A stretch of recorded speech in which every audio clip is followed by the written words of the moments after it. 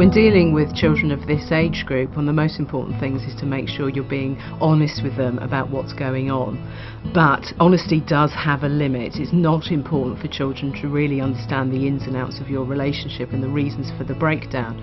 But what they do need to know very much is what's actually happening next. In my experience, my youngest child, certainly, I kept him aware of what was going on.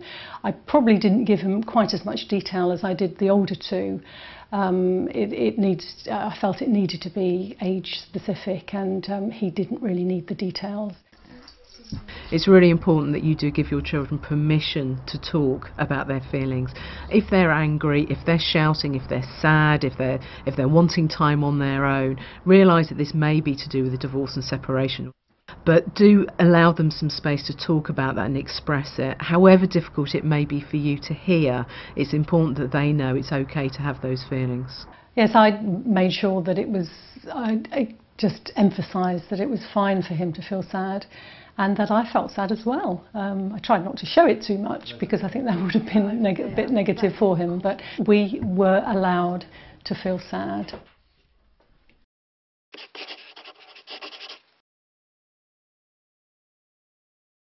You are still going to be their parents. You may not be partners anymore, but you are going to still be their parents, and you are going to be putting their needs first.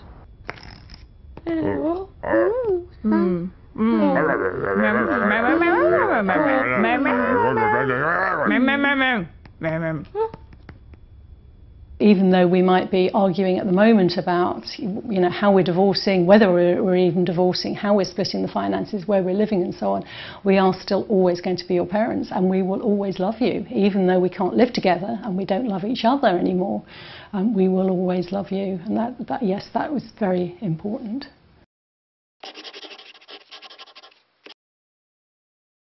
The reason why routines are so important is that whilst there's a lot of inner turmoil going on, it demonstrates that actually there's still that external structure. So keeping that structure in place really helps them to feel more contained with the emotions that they're having to deal with. I found it was very important to keep the routine and the structure going, to make sure that the things that were important to them, i.e. friends, time, school, timekeeping, meal times, bedtimes, all those sorts of things, we kept to them. Evidence has shown that the two things that affect a child most in divorce and separation is where there's conflict between parents and where there's difficulty in actually having contact, regular good contact with one of the parents. So it's absolutely essential that you make sure that your child can see both parents on a regular basis, and also that you're not putting your partner down or placing blame at one person's door.